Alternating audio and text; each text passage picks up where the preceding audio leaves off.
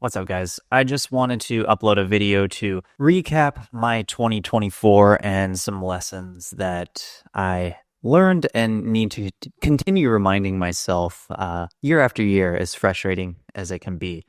Because overall, I thought my 2024 went very well. It was a year focused almost entirely on content, a year focused almost entirely on building my business. I consider those two things to be very, very related. One kind of goes with the other.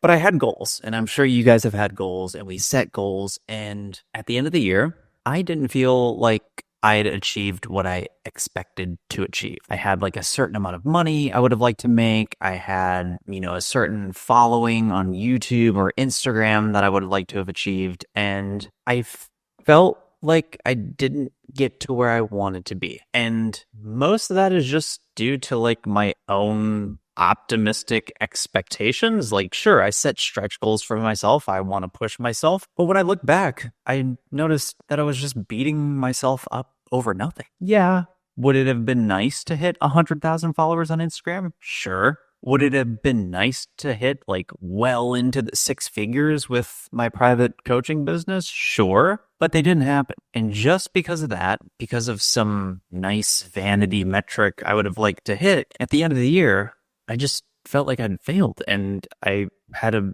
period of like depression during December where I just was like, man, what is all of this for? And when I took a step back, I realized it was a win. Like I had these things that were important to me. I worked on them extremely consistently throughout the entire year, and everything is trending up. My business is better than it's ever been. I'm making more money than like the average American works at a job, but my own business on my own time, which gives me the freedom to stay at home and take care of my son most days of the week. My Instagram following didn't hit 100K, but it hit tens of thousands more than I had at the start of the year. But because of that gap of like what I achieved and where I thought I would be, again, wherever those thoughts come from, it felt like a failure. And it forced me to step back and talk to myself in the way I would talk to one of my clients, talk to myself in the way I would talk to a friend, a family member, anybody who was trying to do something that was important to them. And I would say, like, yeah, you didn't get to that number, but was there progress? Are you moving in the right direction? Are you directionally accurate? And the answer was absolutely. Everything saw progress. There was nothing where it was like, oh, I wanted to make a lot of content, but then I didn't, and I just got lazy. I wanted to replace my full-time job, and I had to go back to getting a full. None of that happened. So by all measures, it was a win. And that immediately just took so much stress away from me. The amount of pressure I put on myself just got a lot less. I was like, hey, dude, you're putting in the work. You're showing up every day, chipping away at this bit by bit, and you made progress. Those lines are going up. I think Alex Formosi says like, hey, we just need to be directionally accurate. If we're golfing, as long as we're getting closer to the hole, eventually we're going to sink the putt. Eventually we're going to get there. We just don't want to be shooting behind us. That can't happen. And I was doing that. I kept getting close to my goal. And I think this is something that a lot of people need to keep in mind, especially with health and fitness. I'm assuming that's why you're here. Wherever you're at, take a step back and ask yourself, are you headed in the right direction? Maybe you're like 100 pounds overweight. And last year you set that goal. I'm going to lose 100 pounds. And you didn't hit it, but you got to like 40 and you beat yourself up because you're like, I'm only halfway there, but you're 50 pounds better than you were last year. And similarly with your training, like maybe you're getting into training, you're like, the end of this year, I want to do 10 pull-ups. The end of the year, you can only do 5. At the start of the year, you can only do 0. Perception of what is happening is extremely important. And sometimes the exact same circumstance, if you just take a day and look at that exact same thing again, you're like, what? Why was I beating myself up over this? So that was my real takeaway. And this is especially important to me now, being a dad, a 2-year-old, another baby on the way in a couple of months, because I need to keep my mindset stable. Like I can't let negative emotions just like control me. And I was getting to that point. Everything's good. My wife's like, everything's fine.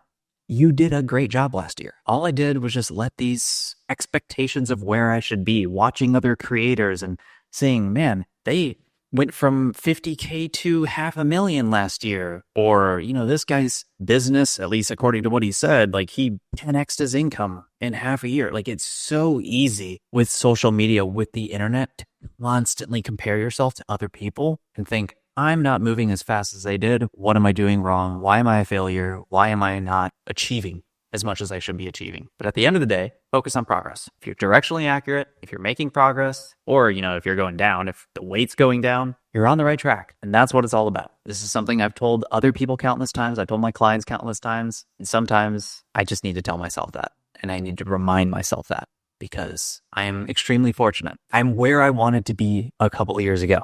If I told me 5 years ago, dude, you're going to be making this much money with your own business, like, it's just you, I would be so happy. I'd be like, man, I did it. I fucking did it. But now that I'm here, I feel like a failure because that number should be twice what it actually is. I hope you guys find this valuable. I actually got inspired to do this from one of my actual first coaching client ever.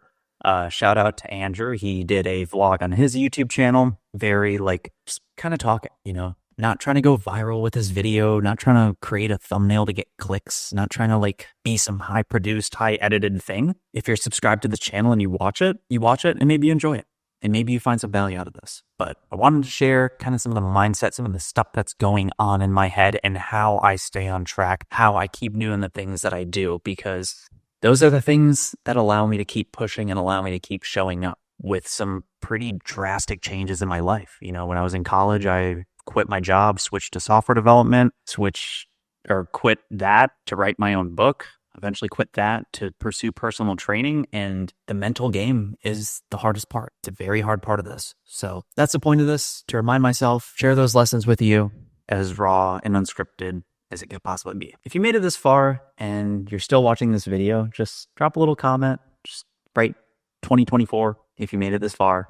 And this video, if this resonated with you and you want to see more, stick around, because I definitely plan to be uploading more videos in the future.